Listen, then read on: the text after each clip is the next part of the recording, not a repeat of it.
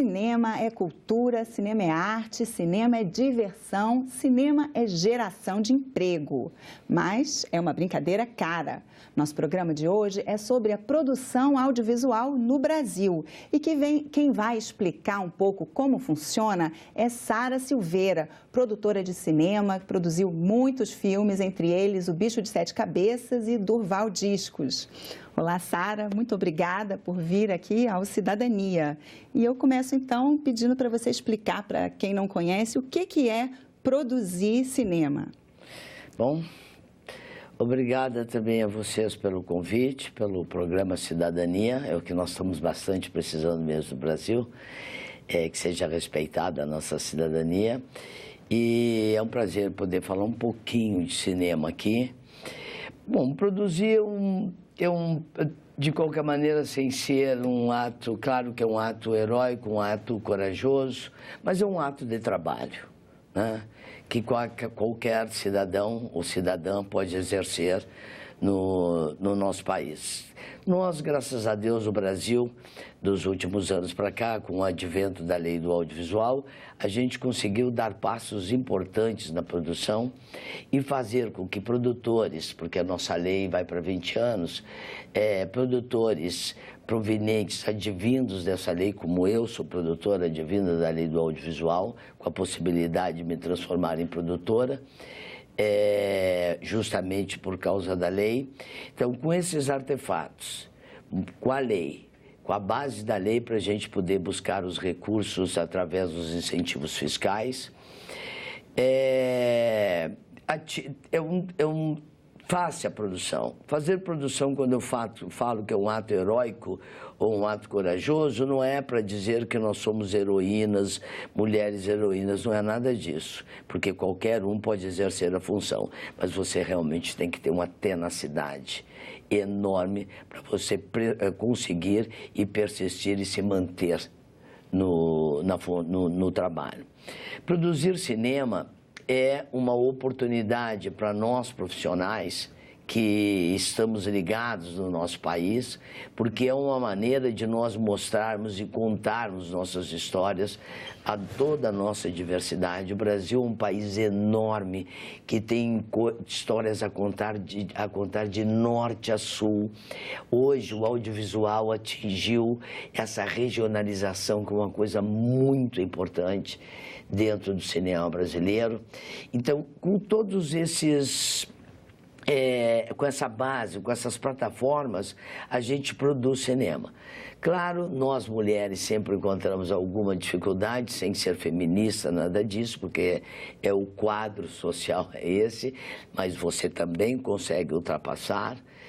E com um trabalho, eu acho muito sério, como o setor do audiovisual, que eu acho que hoje é um dos exemplos no país de realização, de correção e de entrega de produtos nacional e internacionalmente.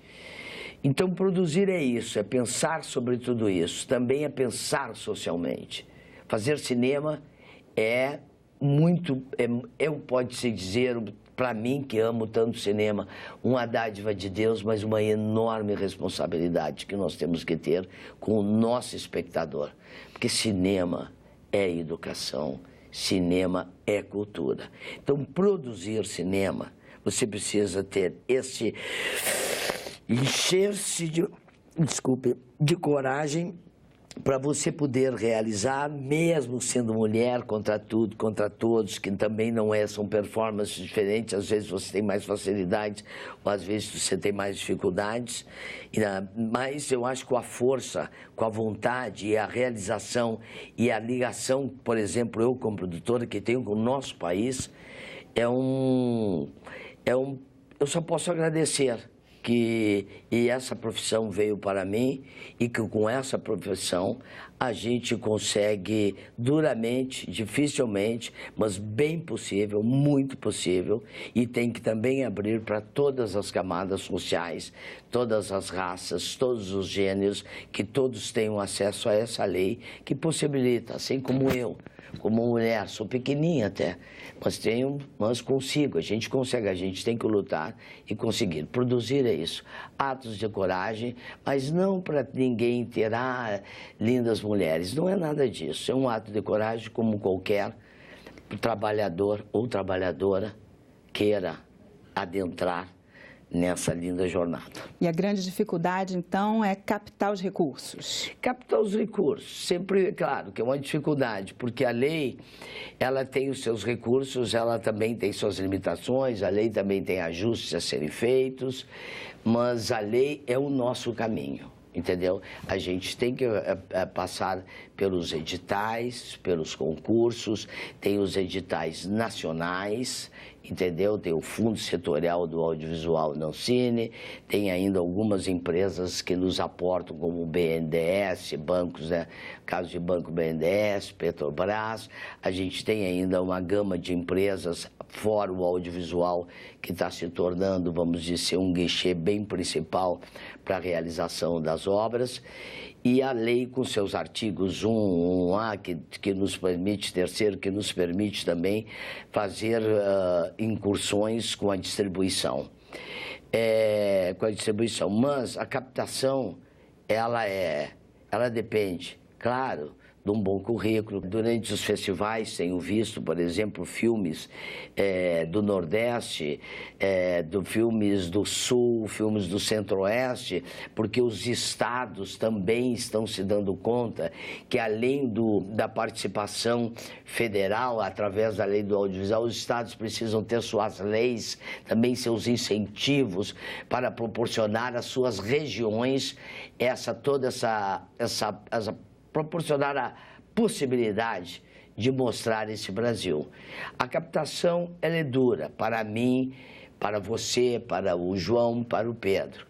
É uma concorrência, você tem que ter claro, procurar a sua ideia, um bom roteiro, uma boa apresentação de projeto, um projeto com uma boa escolha de elencos, uma boa produção, a depender do seu budget, do seu orçamento, você trabalhar dentro da proporcionalidade dele, você ter a sabedoria como produtor de jamais avançar num orçamento, porque você tem responsabilidades fiscais, financeiras, inclusive éticas. Então, o ato de fazer cinema, fazer o audiovisual, ele implica em vários desafios, mas desafios possíveis a vencer, pelo menos eu digo como experiência de vida, como mulher, como produtora.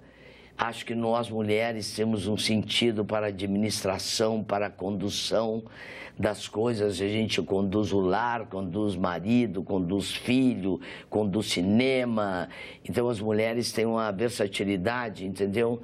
Assim, desculpe os homens, mas melhor do que os homens. As mulheres são melhores produtoras. E são melhores produtoras. Então, acho, por causa de uma organização, quiçá, né, o mundo seja bem comandado por nós mulheres. E a sua experiência pessoal? Você já se tornou produtora já dentro da lei do audiovisual, com essas possibilidades? Não, eu começo um pouquinho antes, porque eu tenho 67 anos hoje.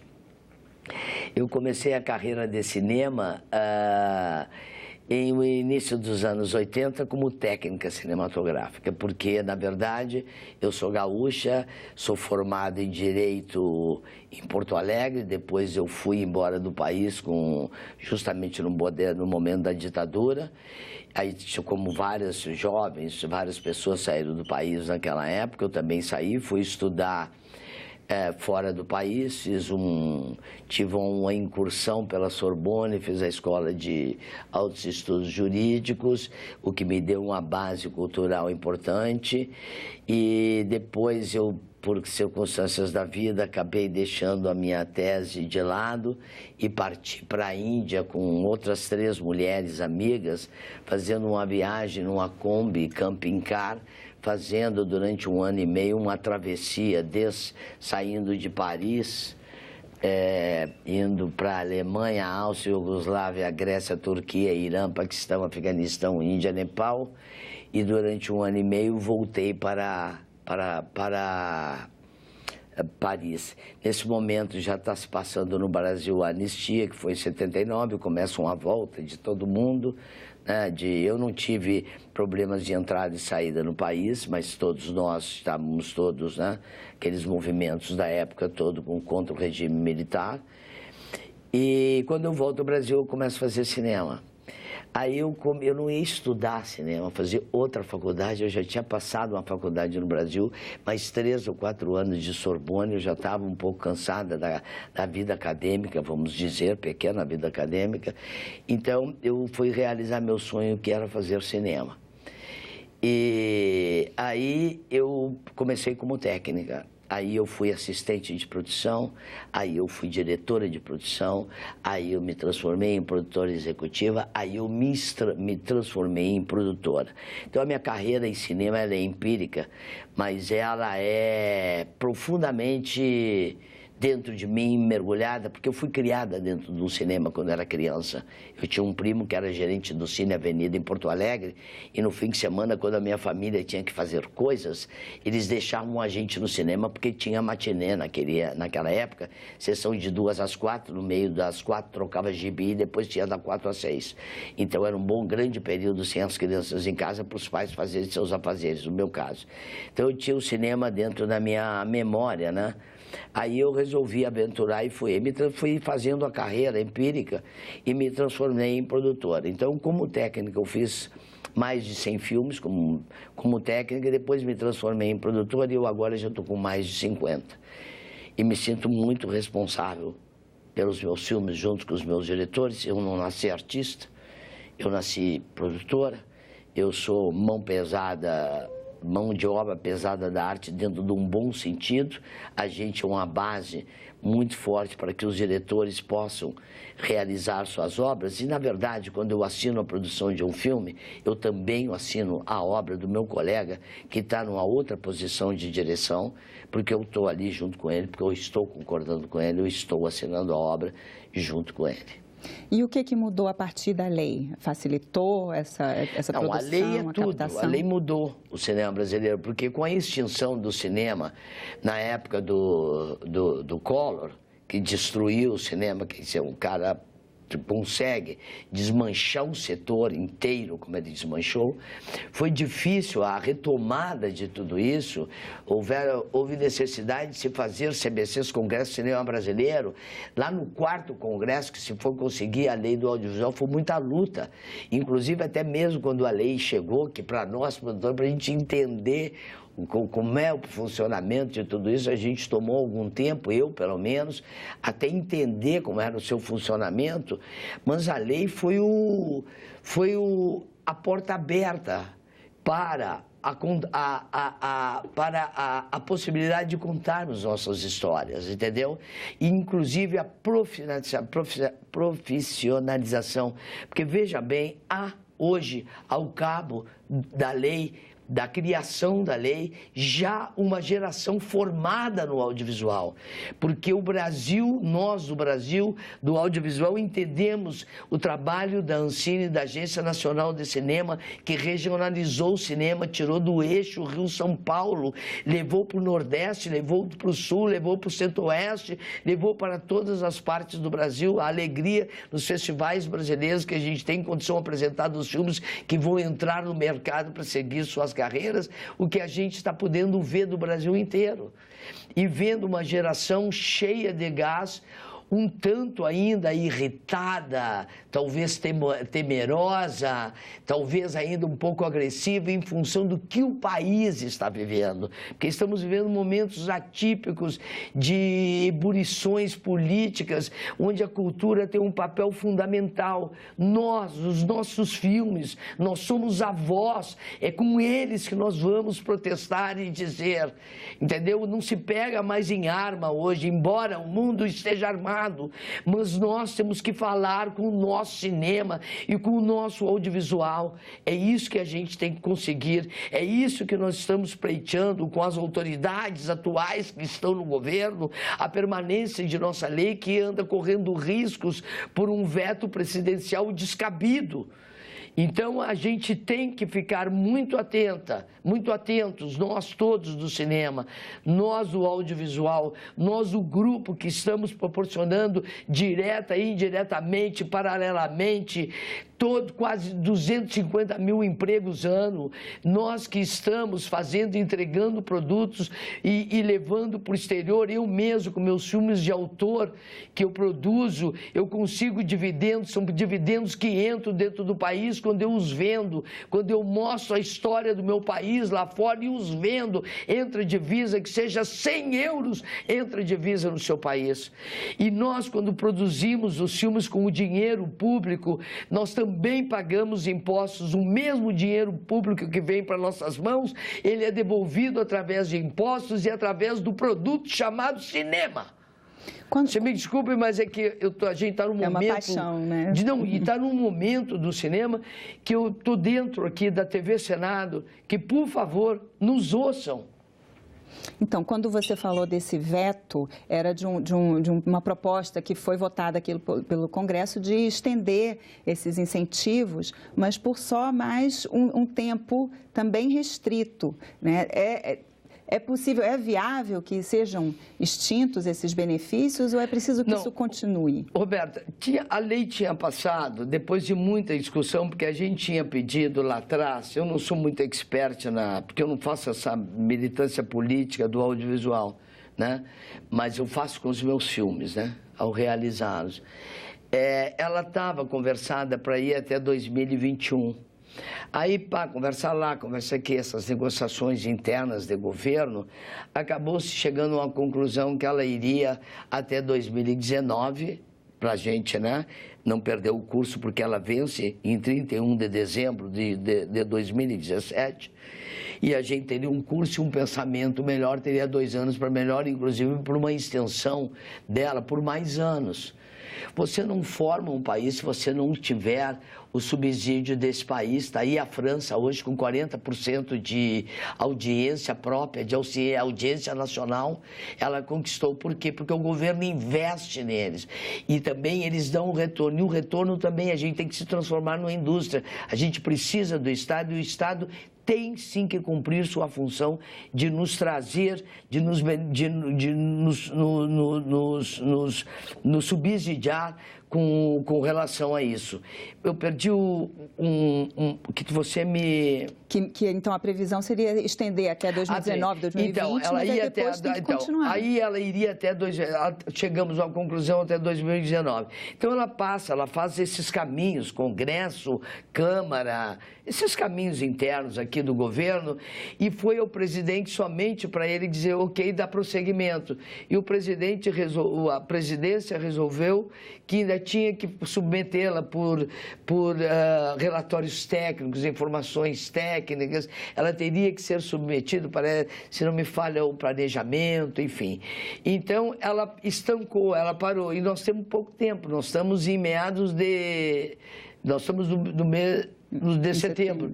Então, a gente tem muito pouco... acaba. Dezembro acaba. Tem muito pouco tempo. Conhece-se os trâmites. Vai para a Câmara, vai para lá, vai para cá, quórum aqui. E, na verdade, precisa um quórum para ela ser votada. Nós dependemos de que o Congresso vote com seus 252 votos, ou 257, desculpe o número exato, mas acho que é 252, que tem que ter. Entendeu? Não é fácil isso no Brasil, nesse momento de ebulição, onde mesmo a cultura está no foco das ações, porque aí tem se manifestado tudo como... Mas como nós temos... Como tem tido manifestações de gente da cultura e artistas, mas o importante é que a gente tem que encontrar o nosso consenso, entendeu? Achar a solução. Eles realmente, o veto do senhor presidente, da sua excelência presidente, ser vetado e que dê continuidade da lei, porque a lei é esse resultado que eu acabei de te dizer aqui, acabei de te falar do resultado. Nós somos um setor ganhador, nós somos um setor exemplo, nós somos um setor vencedor, nós somos um setor vencedor culturalmente e economicamente. É só procurar dados. E se a lei lei não for prorrogada do jeito que está, se ela se encerrar em 2017, na sua avaliação, isso vai prejudicar? Isso vai prejudicar enormemente o nosso setor, porque a lei é a nossa base. Claro, tem outros artifícios, fundo setorial, tem uma série de outras coisas, mas tudo está englobado. A lei é a mãe maior, entendeu? O resto está as outras estão nos braços dela, entendeu? Então, a gente não pode perder esse benefício, porque esse benefício reverte de volta para o governo, para o Estado. É uma política de Estado, é suprapartidário, ninguém tem partido aqui. O partido aqui é cinema brasileiro, entendeu? Esse é o partido. Chama-se Partido do Cinema Brasileiro. Isso que a gente quer é a permanência dela, a possibilidade de eu estar aqui nessa cadeira conversando com você, porque você está interessada no nosso setor. Por quê? Porque alguma coisa ele está em ebulição, ele está acontecendo. E por que ele está acontecendo? Porque a gente tem um subsídio, uma lei de incentivo, que é essa lei que está nos levando, que está nos deixando mostrar uma identidade, mostrar um país, um Estado. É uma questão de Estado. Mirem-se nas mulheres de Atenas e mirem-se no governo francês, nos governos que dão subsídios para os filmes e também arrecadam com seus filmes. Eu mesmo sou produto também da coprodução internacional e trago dividendos com o meu país. Tive uma produção esse ano que ainda vai ser lançada, com uma coprodução de 600 mil euros comigo, da França, e eu com meu dinheiro no Brasil. Então, isso não é um sucesso? Que trabalho, o que nós estamos? Nós não estamos pedindo nada, não estamos pedindo mais nada, a não ser a permanência de uma lei que não é minha nem sua, é uma lei de Estado, é uma lei para o país, é uma lei para o cinema brasileiro e sua diversidade, é uma lei para nós contarmos as nossas histórias. Sara, e além dessa dificuldade da captação de recurso para a produção, você falou aí agora da beleza de ver, né, os filmes nos festivais que depois vão para o mercado. Essa transição, né, para chegar ao mercado, a distribuição, a gente sabe que é outro gargalo. Não, é outro gargalo e é a parte mais dolorida. Por exemplo, quando a gente está aqui pleiteando a extensão da lei, a gente, eu acho que está atingindo uma maturidade na produção, porque nós estamos realizando, tá claro? Agora, o próximo passo dessa mesma lei é que precisa também ajustes, acertos, nada é perfeito no mundo, é pensar na distribuição e na comercialização. As salas de cinema, as salas do cinema hegemônico americano, que toma conta dos 2/3 das nossas salas, entendeu? Não sou contra que tenha, mas não deixem a nossa cota. O nosso cumprimento de cota, ele, para mim, assim, na minha concepção, ele é meio evasivo. Talvez os exibidores dizem, não, a gente faz, talvez, entendeu? É um tanto quanto evasivo e muito difícil. Fazer os filmes nós estamos fazendo. Distribuí-los realmente é um gargalo super, super pequeno, dolorido, e que a gente tem que começar a lutar agora para isso. A gente tem que conquistar o espaço para essas obras que estamos fazendo. Se você, por exemplo, ver este ano, o mês de agosto deste ano, nós tivemos 5 grandes lançamentos, iniciando com o filme da minha vida, o maestro João Martins, Como Nossos Pais, Como Nossos Pais, o filme da minha vida, o Bozo, o Bingo, falta um. Me faltou um filme aqui. São os filmes que chegaram, aumentaram, não conseguimos fazer os milhões dos filmes americanos, entendeu? Mas eles avançaram. Nós tivemos 5 grandes lançamentos interessantes. Acabou no Bozo, representando o Brasil no Oscar. Então, vamos dizer, nós estamos fritando ovos, bons ovos, com boas gemas, e estamos no mercado. A gente ainda não conseguiu botar aquele pé, entendeu? Assim, botar aquela coisa. Claro, nunca a gente talvez vai ser a unanimidade da música brasileira, que toca 90% das rádios da nossa música. Hoje até está um pouco mais judiada, porque já entram mais as músicas americanas e tal. Mas, enfim, é isso que a gente tem que conquistar e ultrapassar. Fazer nosso cinema já foi a nossa diversão nacional, entendeu? Lá atrás. Tem que buscar, e eu acho que buscar é a identificação, a gente, nós também que estamos produzindo, nós também temos que ter o compromisso de buscar não só a inteligência, o raciocínio do nosso espectador e proporcionar a ele as escolhas disso ou aquilo, porque, na verdade, a arte cinematográfica ela é democrática. E graças a Deus... Muito obrigada pela sua participação aqui no Cidadania e boa sorte para você e para o cinema brasileiro. Obrigado. E eu agradeço também a você que nos assiste. Mande suas críticas e sugestões para a gente por WhatsApp no número 999661616 ou ligue gratuitamente para 0800 61 2211. Esse programa sobre a produção audiovisual já está disponível na internet em senado.leg.br/TV. Obrigada pela atenção e até o próximo Cidadania.